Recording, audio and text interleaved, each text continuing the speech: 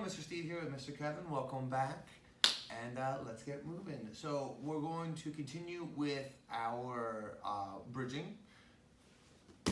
So we go to our back, and we keep our feet as close to our hips as possible. My elbows on my ribs, hands on my chin. I'm going to turn my head in the direction I want to move, and when I turn my head, my knee to the outside even kind of starts that motion, right? Because the idea here is going to be I drive off my legs to help me rotate from being on my back to on my knees. So I turn my head, I turn my knee, I drive my hips to lift, but the focus is on my rotation. Once I go over, I sit my hips on my feet, and then I go back. So again, there isn't this, over my head or even, up onto my head or neck kind of a motion right now. It's more about rotation. So I would literally look, drive, and go to the side. So we'll do this for just 1 minute. Back and forth, super control. Ready? And go.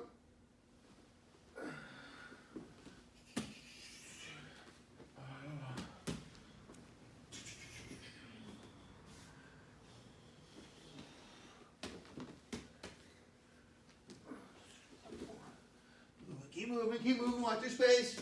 Make sure you're turning your head and your knee, driving onto your shoulder, lifting your hips, rotating over. 30 seconds.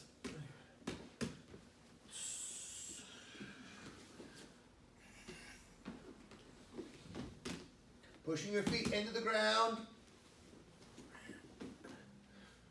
Going over. 15 seconds.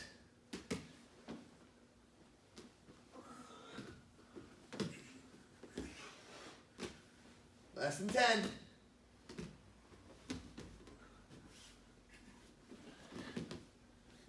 And time.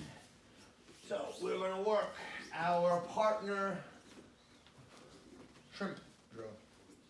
So again, I'm going to stand above my partner's hip line. They're going to rotate onto their shoulder and place their hands on my shin.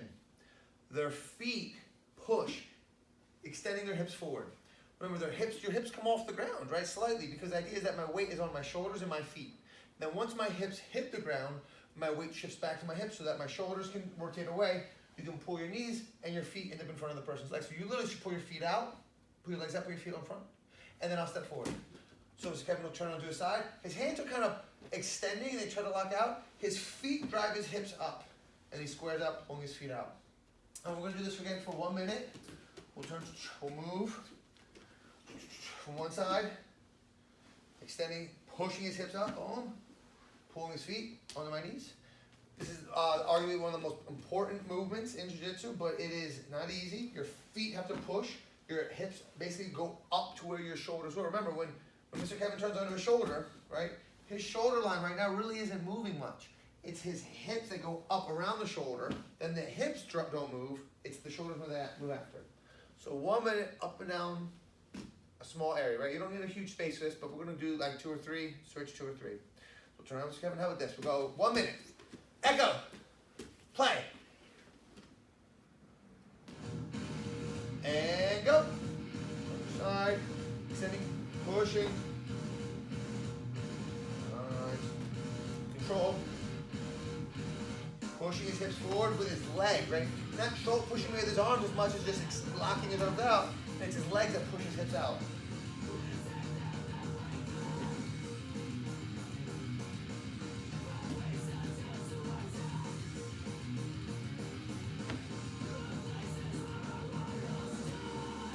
"30 seconds. Keep moving.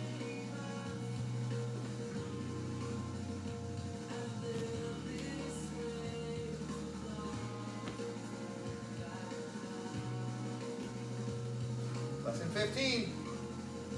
Looking good. 5.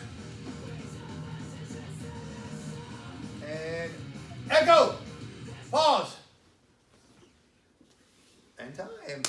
Awesome job. So we're going to focus on our offense again today, but those two movements really are the foundation of every escape, really, but especially from under the mount, right? And we'll be doing mount escapes the next lesson. But for today, I wanted to focus on the straight arm lock from the mount. So if Mr. Kevin's down and head kind of this, we'll look at a little turn for a minute. Yeah. So we understand that when someone is skilled, they will keep their arms close to their body, and we work, different techniques to help pry that arm away. But again, we're right now focusing on a slightly different situation, dealing with someone who, especially if we're working with mom or dad or an older brother, there's someone who probably isn't trained but is much bigger, and that strength matters, right? Strength is important. Strength matters. Someone who's you can use technique to overcome a strength differential, meaning someone is stronger than me. If I have better technique, I can still beat them. But strength always matters, and someone's really strong, but you need a lot, there's a big difference. You need a lot of technique, and you might not have it yet, right? It's something we're working on developing.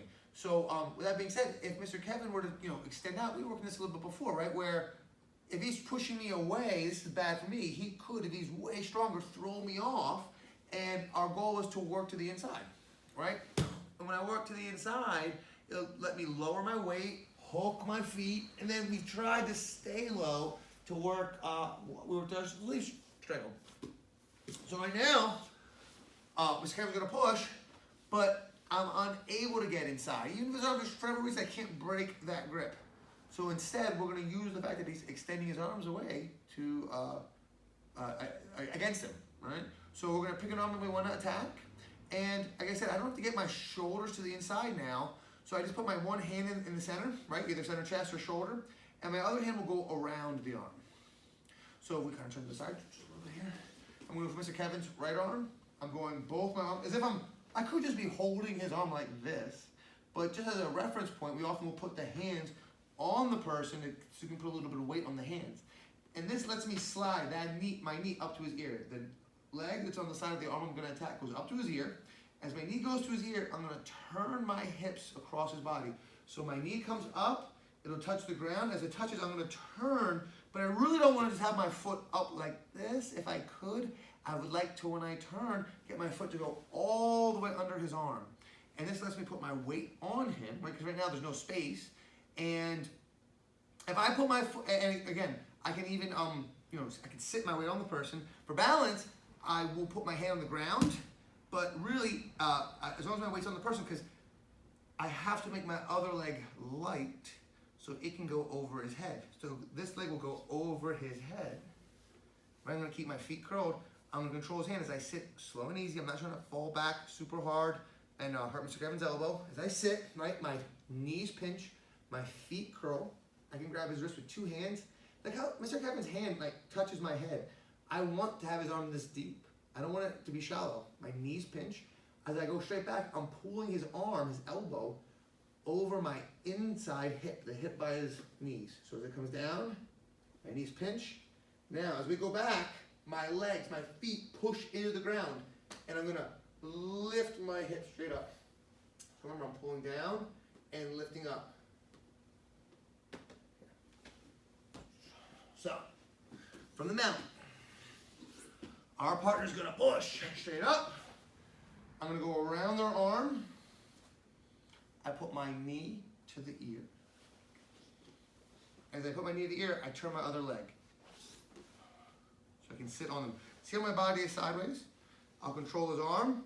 I can absolutely just take my leg over first and sit, but if I need to balance and put my hand on the ground, that's fine as well. Knees pinch, feet curl. As I go back, I'm lifting my hips as soon as I can, pulling his arm over my inside hip this way.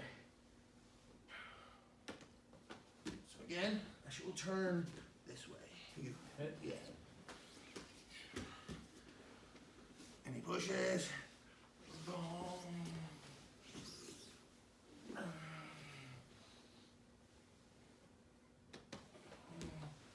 Oh, the other way one more time.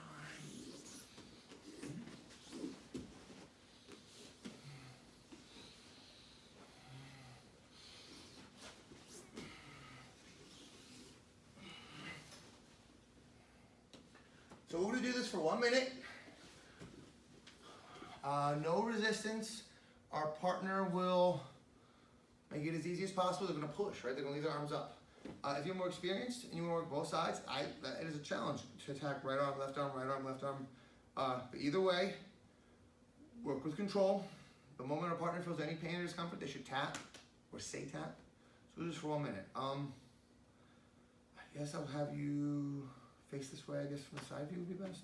All right. Or I'll check your head face that way. I guess. All right, ready? 1 minute. Echo. Play. Let's go. Arms straight.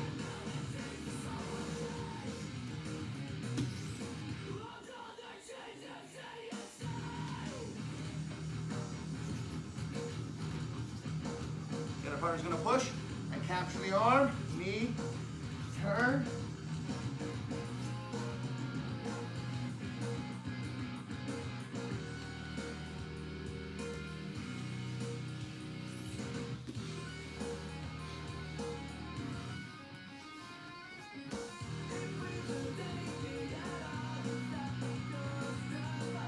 Less than 30.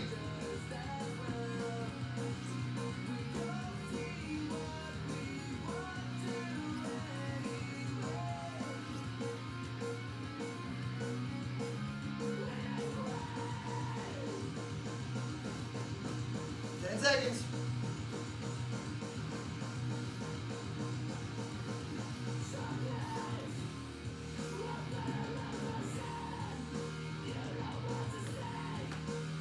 And time. Echo. Pause. So, I want to work from the mount one more time.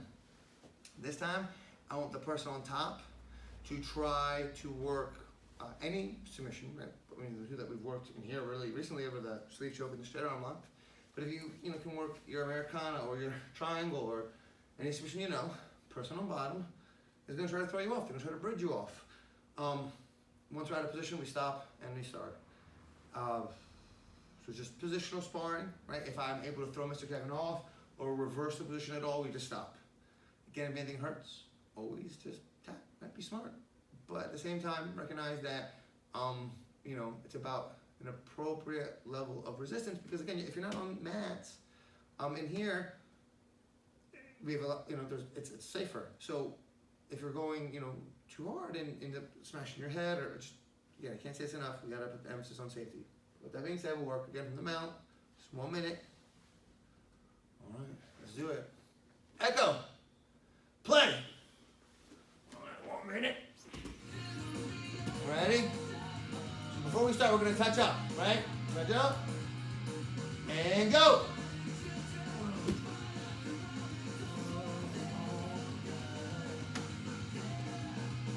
All right. Time, touch up.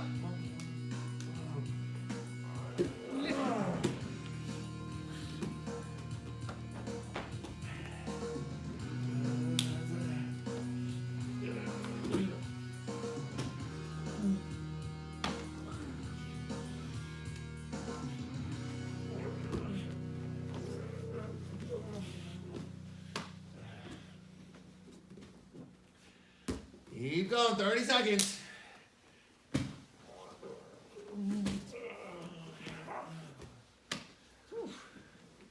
Keep going.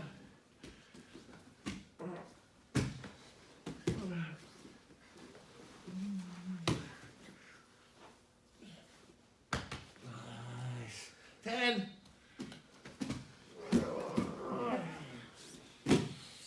5, 4, 3, 2, and time.